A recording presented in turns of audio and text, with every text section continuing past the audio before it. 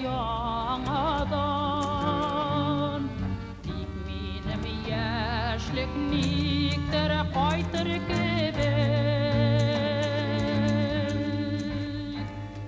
яшьлеккә сөйгән яр сагындым килеп ал сине көтәм һаман дип әйтер кебек Гөлшат апаның кичкенә вакытларын искә төшерсәк, ул яралы, язмышлы шәхес. Чөнки 1930 елда, аңа 2 яшь вакытта, аның әтисен Архангельск өлкәсендәге Салавки лагерына сөргөнгә сөрәләр. Хисаметдин абыйның әтисе Хөснетдин бабай хаҗга барган була. Алар гаиләләре белән бик булдыклы крестьяннар һәм Хөснетдин бабай авылда кибет тоткан була. НКВД килеп авылга Хөснетдин бабайны сөргөнгә узатырга булалар. Әмма авыл халкы 82 яшьлек бабайны кызганып, аны сөргөнгә җибәрмәскә карар кабул итәләр һәм әйтәләр: "Ана малае Хисаметдин барып кайтсын. Ул яшь кеше. Әйтерсең, ул Салавкидан исән сау кайтып була." 5 бала калалар урамда. Чөнки өйләреннән куып чыгаралар. Бөтен мал-мөлкәтләрен талап алалар. Балалар ачтан үлмәсеннәр дип, Әнвәр апа 2 яшьлек Гөлшатны Мизәлә районындагы Югары Тәкермән авылына асрамага илтеп бирә. Шунда үсә, ул шунда башлангыч мәктәпне тәмамлый Югары Тәкермәндә. Аннан соң күрше 5 чакрымдагы Хуҗамәт авылында 7 классны тәмамлый. 7 еллык мәктәпне тәмамлагач, ул Минзәлә педагогика училищесына укырга барып керә. Безнең тулай торак янгын сөндерү бинасы Каланчаның аскы катында иде. Аның мише юк иде. Тулай торак ягылмый иде. Без студентлар кышкы салкын көннәрдә шишен мишегенә дәрес әзерли идек. Өскә бишмәт, аякка киез итек кигән килеш, башка шәлләр урап ятып йоклый идек. Шулай да барыбер туңа идек. Уйладым да миш чыгарырга булдым. Кирпич ватыклары, ташлар җыеп алып кирдем дә бер почмакка миш чыгарып куйдым. Ул миш кыек-мыеграк булса да хайран җылыта иде. Калайдан плитәдә мәлләп куйдым. Шунда аш бәрәңге пешерә башладык. Барып кергәч, аңа авылдан бер ярдәм юк, стипендия бик әз була бит инде. Ул анда кешеләргә шунда идәннәр җуып, бакчада булышып, шулай итеп тамагын туйдыра. Мин татар теле һәм әдәбият укытучысы Мөхәммәд абый Гарифуллинның дәресләрен түземсезлек белән көтеп ала идем. Аның дәресләре эпичератлары турында да оныттыра иде. Минем әдәбиятка кирип китүемдә Мөхәммәд абый гаепле. Фәкыйрьлектән укуны ташларга җыенып беткәч тә Мөхәммәд абый тотып калды. 45 елда Казанга килеп, педагогика институтының татар теле һәм әдәбияты факультетына укырга керә. 45-49 елларда ул Казанда шул институтта укый. Гөлшат белән без педагогия институтында укый башлагач таныштык. Якынайып киттек тә, дуслашып та киттек дип әйтергә була. Ул тәнәфес вакытларында безгә студентларга гел кычкырып шигырьләрен укый иде. Без бик рәхәтләнеп тыңлыйбыз, шагыйрәне күргән кеше түгел бит инде, шагыйрә күрдек хәзер. Ул бик ялкынланып сөйләдер, бик тыңларга үзен мәҗбүр итәдер, фикерләре белән дә, язу куәсе белән дә шагыйрә дип атап йөртә башладык инде шуннан соң без аны. Әмма НКВД һаман аны күз угында тота. Халык душманы баласы итеп, кулак баласы итеп, аны аерым исәптә тоталар. Һәм педагогика институтында әйбәт кенә укыганда, институтның директоры Йосиф ага Туешев чакырып үзенең бүлмәсенә Гөлшатны әйтә: "Гөлшат кызым, мин сине институттан чыгарырга мәҗбүр, чөнки НКВД таләп итә" ди. НКВД нәрсәдә гаепле Гөлшатны? Менә институтка кергәндә үзенең кулак баласы, душман баласы икәнен әйтмәгән, яшергән имеш. Югалып калмый, Қазандағы театр училищесіне барып кірі. Менә бір вақыт Йосиф Туишев аны izletip табып, шақыра өзіне оқуыңны давам ет. Шолай итеп ол яңадан институтқа қайта. 46 жылдан туған достық ғұмырыбыздың ақырына хәтле давам етті дерге бола. Біз аралашып, ғаиләләребез белән аралашып, балаларыбыз белән аралашып менә шулай яшадык. Бик әйбәт күңелле кеше булды, юмарт күңелле иде ул. Минем инәкәйне инәкәй дип йөртәйде. Соңыннанрак уйладым.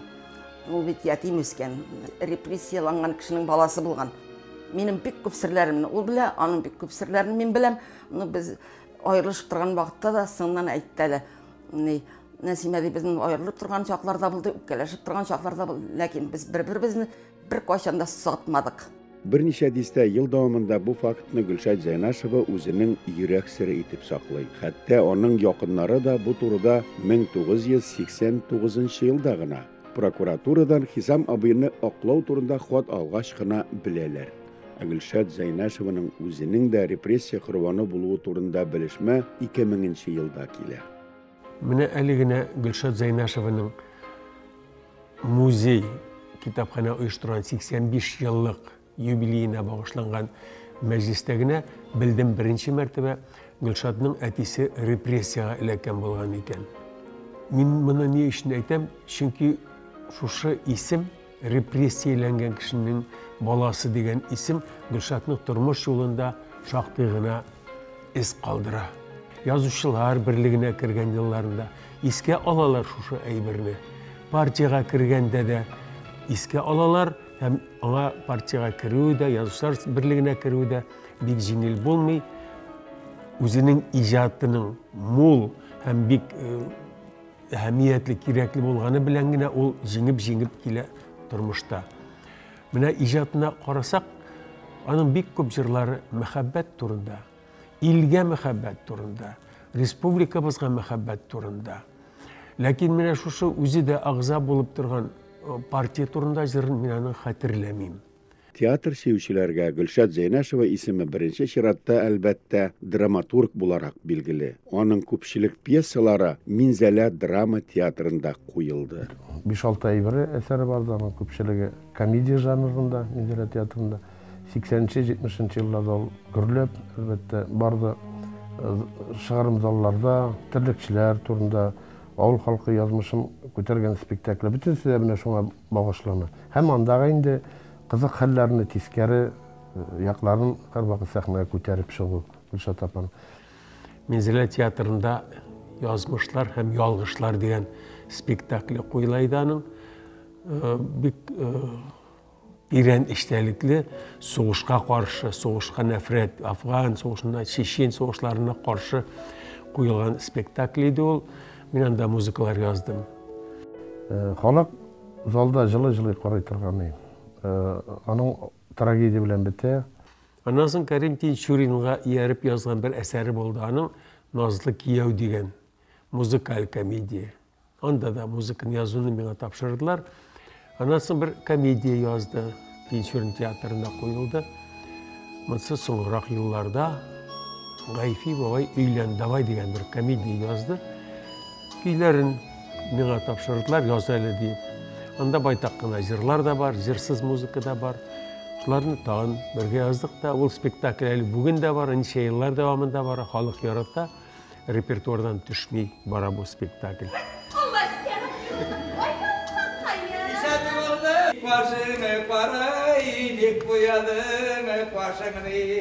Aştaşamıyım, şeyde içmeyim, divana ettim başımını. Ey Gayfullah abzı. Sizdi. Менә шул Гайфи бабар әсәрен китереп биргәннән соң безнең Рәшит Наилави укып карады шуны нишәтәбез дип нитте. Җәйкән бирде ул миңа да, мин аны бакчага барып кат-кат укыдым да, куярга тындык. Аннан соң 96 елның мартында әсәрне чыгардык та, шуннан соң ул бик менә шул көнгә кадәр бүген дә күреп торасыз, халык бүген дә бик күп. Гөлшат апаның кабул итүен мин шуның менә аңлатам, ул үзенең бер 70 5 yaşı buldu miken, jubileyin 70 yaşı buldu miken. Jubileyin şuşu spektakllarını uzdurdu. Bütün kişi şapkattılar. Niçiginde siz köp mü jır yazdırgan kişi, köp mü sizin jırçılarınız, bütün büyük jırçılar senin jırçılar. Niçik sen spektakllarını itesin indi deyip eytirişler oldu. Doğru, eyde bana jayılıp gelik alandan sonra görürsünüz deyip eytipti de şundan sonra bunda şol jubileyin bunda uzdurdu bizim tiyatrda. Adır 10. yılı varga şalar yaşlar kohtaya da biz indi bunda balar 4. 5. parma indi balar. Gülşat Zaynaşevaның Gayfi Babay İlen Davay piyasası Ufada Mustay Karim ismindagi Boşkurt Yaşlar Teatrında qo'yila. Gayfi Babay şulay uq Dağıstanның Alim Paşa Salavatov ismindagi Qummiq muzikal drama teatrında da oynala. Tizden Gayfi Babay zekiyesi bilen avar tilinde de anlaşacak. Ул безнең спектакльләргә килә иде, аларны карый иде. Без аңа күп вакыт кайбер спектакльләргә, менә бу Курчак театрының спектакльләре музыкалы җырлы була, җырларга шигырьләр, текстлар язар өчен аңа мөрәҗәгать итә иде. Аларны бик шундый үзенчәлекле, менә бу халыкчан иттереп, шунда аңлаешлы иттереп, гади иттереп, даһи иттереп яза иде. Менә без аның белән дуслашып киткәннән соң мәйтәм Гөлшат абай, бәлки сез bizning teatr içinde birer әйбер yazarsız degan müracaat bilen men müracaat ettim. Ул кайбер темалар китерди, ләкин biz Габдулла Тукайның менә бу шүрәле әкиятенә тукталдык. Ул аның өстендә озак эшләде.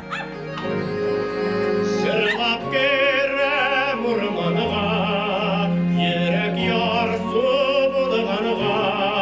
Ул аны халык уеннары белән, сабан туй уеннары белән, аннан соң мөхәббәт линияларда биреп, шундый иттереп үзенчәлекле итеп, зур күләмле әсәр иттереп ул эшләде аны. Аңа күренекле композитор Луиза Баттар Болгари ул музыка язды. Ул үтә дә шундый кызыклы, мавыктыргыч, күп планда уйнаныла торган, ачык рәвештә идара ителгән курчаклар белән, артистлар үзләре дә чыгып, аннан шигырьмәдә курчаклары белән шундый иттереп куелды, чөнки ул Гөлшат апа язган материал шундый киң кырлы иде. Мюзикл кебек спектакль килеп чыкты. Менә бүгенге көнгә кадәр ул безнең татар группасының да һәм тамашачыларыбызның да иң яраткан спектакльләрнең берсе. Һәр вакыт килә иде безнең театрыбызга.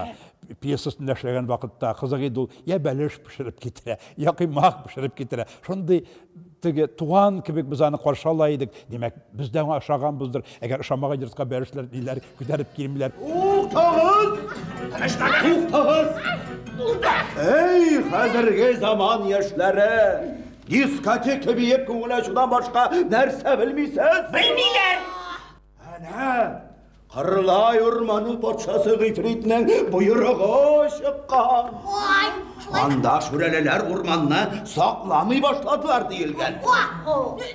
Кешеләр урманны кисәләр, сындыралар диелгән. Менә шуңа күрә һәрбер шүрәле дә үзенең изге бурычын үтәргә, урман кисәргә килгән кешеләрне кытыклап, көлдерә, урманга кирмәслек итәргә кушылган. 1983 елга кадәр ул төрле иҗади оешмаларда, радиокомитетта, Татарстан китап нәшриятында, Язучылар берлегендә эшли, әдәби тәрҗемә белән шөгыльләнә. Язучылар берлегенең Тукай клубы Гөлшат Зайнашева җитәкчелек иткән елларда шәһәребезнең кайнап торган мәдәният үзәге була. Бары тик соңгы елларда гына ул үзен тулысынча иҗатка багышлау мөмкинлеге ала. Нәтиҗәдә балалар өчен берсеннән-берсе матур җырлар туа. Бу эштә шагыйрәгә аның кызы, җитди әзерлекле музыкант Асияның ярдәме зур була. Татарстан радиосы каршында Асия оештырган балалар хоры, Айсылу ансамбле бу җырларның беренче башкаручысы була.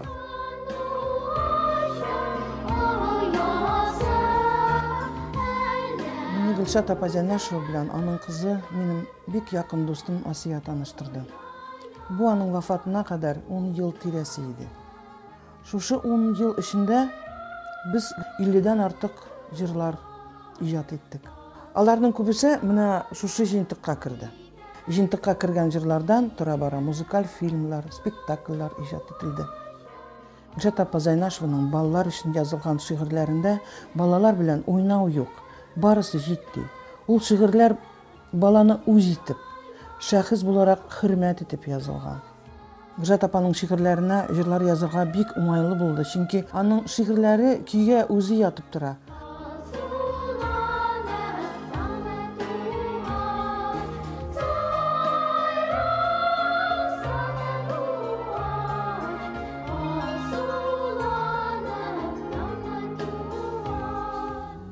Менә ул бер пьеса язган иде, вафат булыр алдыннан. Тузган торактан күчкәндә дип атала иде ул пьеса. Пьесаны Тинчурин театрының баш режиссеры Рашид Заһидуллин укып чыга. Әйбәт язылган ди, хуплый. Без моны куярбыз ди. Әмма менә бу төшен театрга Гөлшат ападан 12 вариантын эшләтә. 12 тапкыр төзәтә Гөлшат апа. Хәзер инде куярбыз, менә репетициялар башладык дип әйтә. Соңнан куймай спектакльне. Гөлшат апа бик моңа гаҗәпләнде һәм үпкәләде. Шуннан соң ул бу пьесаны безнең президентыбызга Минтимер Шарипович Шәймиевка укыта. Ул үзе сорап кирде миңа. Менә ди, шу чаклы эшләр эшләнә ди, мин ди күп кешеләр белән очрашамын ди. Ул үзе дә бит шундый шартларда төсен әйткәндә, шуңа якын шартларда яшәгән. Үз тормышыннан белән очрашмаган булса, шундый шартларда яшәмәгән булса, бәлкем башына да килмәгән булыр иде. Шулай сөйләшеп утыру булды. Мин теләктәшлек белдерәм дип әйттем. Республика буенча бит ул чагында 57 000 квартира төзеп бирдек. Бушлай бер тин алмыйча кешеләрдән инде ул та мин рәхмәтлемен. Шул уңай эшләрне күреп, әле бит ул бер иҗади кешеләр исеменнән безнең алып барган сәясәтебезгә карата бер уңай караш дигән нәрсә. Дөресен әйткәндә, андый караш ул җитәкчеләргә гомумән, җитәкчеләр тормышына аларны сүгәләр күбрәк, эшләрен күрү һәр вакытта насыйп табылмый дип әйтер идем. Соңгы елларда Гөлшат Зәйнәшева Моңсара, Салих Сайдашев дигән документаль фильмнарга сценарийлар, пьесалар иҗат итә. Тузган торактан күчкәндә дигән телевизион фильмны үзенең квартирында төшертте. Авырган кие.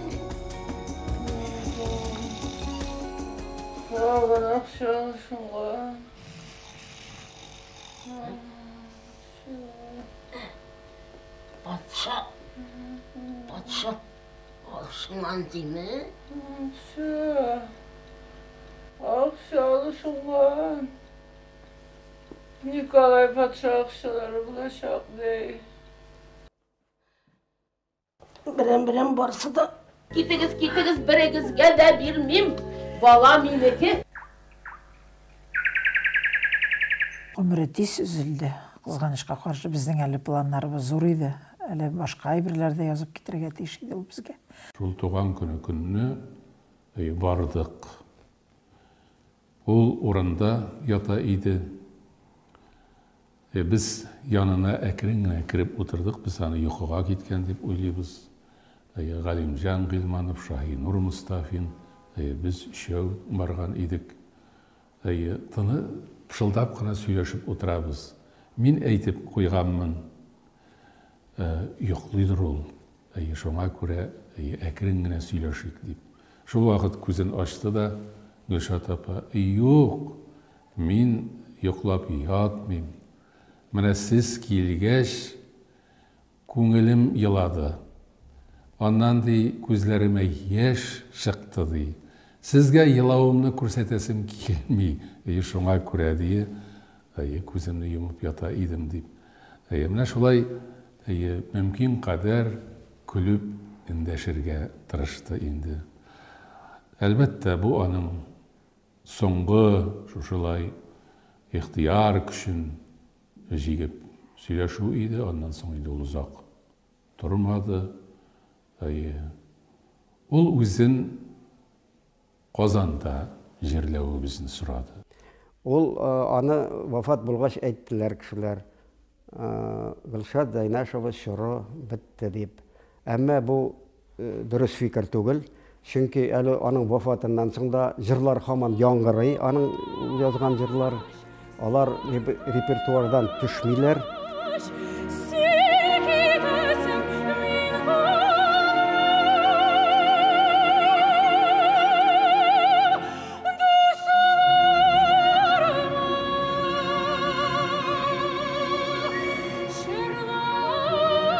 Аның жырларынан концерт программаларын радиодан әледен-әлі беріп барабыз. Аның иң матур жырларын сайлап беребез. Хайраның матур булмаган жырлары юк та. Аның бөтен жырлары да матур. Гөлшат Зайнашеваның күпчелек жырлары татар музыка сәнгатының алтын фондына кергән. Олар бүген дә меңнәрчә тыңлаучыларны концерт залларына җыя. Ләкин шагыйрәнең горурлыгы, жырларында мактаган казанлыгына оның 85 еллык юбилейын зурлап үткәрүне кирәк дип тапмаган күрәсең. Гөлшат апаның рухы моңа рәнҗимәгәндер. Хылкы андый түгел иде. Казан шәһәренең 13-нче китапханәсендә Соня ханым Минкина оештырган кечкенә кичәдә искә алуларына аның рухы шатлангандыр мөгаен. Гөлшатның урыны җәннәттә булсын, иншалла. Шулай булыр ул, чөнки ул аңа бик лаек. Андый шәхесләрнең исемен мәңгеләштерү кирәк. Безнең буын, аның буыны әле исән чагында без аны хәтерләячәкбез, әлбәттә. Ләкин без дә китәсе кешеләр. Безнең балаларыбыз калыр, аларның балалары килерләр. Алар бит белергә тиеш. Безнең мәдәният министрлыгы да, язучылар берлеге дә бу эшне онытмаслар дип ышанам мин. Гөлшат апа Зайнашевага менә шушындый музей күптән кирәк иде. Ул хәтта дәүләт күләмендә, республика күләмендә булырга тиешле музей. Аның иҗатына багышланган әдәби-музыкаль фестивальләр, җыеннар уза башлады. Бу чараларны оештырып йөрүчеләрнең берсе Татарстанның атказанган мәдәният хезмәткәре Әсхәр Хөсәенов. Бик зур рәхмәт Әсхәр абыйга, әйткәнемчә, кияүне былтыр бик матур кичә үтте монда. Район күләмендә бик күп поэзия сөючеләр, Гөлшат апаны яратучылар җыелган иде. Яшьләр һәм ел сайын үткәрелергә дигән район хакимияте башланган карары чыкты. Biz indi үз чиратыбызда театр артистлар бу чарадан читтә калмабыз дип уйлыйбыз. Чөнки үзебез дә Гөлшат апаны кеше буларак та, шагыйрә буларак та, драматург, язучы буларак та бик хөрмәт иттек. Мизелет яңара, төзелә, бик матур поселок яңадан үсеп чыкты. Яңа урамга Гөлшат Зәйнәшева исемен бирсәләр, бик матур булыр иде. Чаллыда яшәүче галимә Дания Сибгатуллина Гөлшат Зәйнәшеваның җыр шигърияте дигән темага кандидатлык диссертациясе яклый. Миңа диссертация яклаган вакытта да әйттеләр, драматургиясе белән киләчәктә эшләсегез килмиме дип. Менә мин аның драматургиясе турында хәзер мәкаләләр язып һәм инде курс эшләре яздырып, шушындый юнәлештә аның драматургиясында фәнни яктан ачасым килә Гөлшат Зәйнәшеваның. 2008 елда Татарстанның Милли китапханәсе оештырган иң күп укыла торган китаплар конкурсында Гөлшат Зәйнәшеваның сайланма әсәрләре җиңеп чыга. Яшьлек шәһәре Минзәләдәге педагогия көллиятендә аңа багышланган экспозиция эшләп тора. Горур башымны идереп, кыл иттеләр бер көнне. Яндырдылар, туздырдылар, ыжмах кебек йортымны. Илем йортым улуг иде, киң иде. Идел вә шулман буйлары гөл бакчага тиң иде. Гөлшат Зәйнәшева турында җыеп әйткәндә нәрсә әйтеп булыр иде икән безнең иҗади шәһәр булсак кына түгел, хатын-кыз буларак та, гомумән кеше буларак ничек иттереп бер генә сүз белән моны әйтеп була микән дип шундый сорау туган иде. Безнең якларда менә ничек дип әйтәм инде, читтән карап торып, якыннан белмичә дә, үз тотышына карап, эшли торган гамәлләренә күз салып әйтәләр иде. Менә аның кебек кешеләр турында, хатын-кызлар турында ак түтәй дип. Ак түтәй дип әйтәләр иде. Мин әйтер идем. Гөлшат Зәйнәшева безнең ак түтәйбез дип.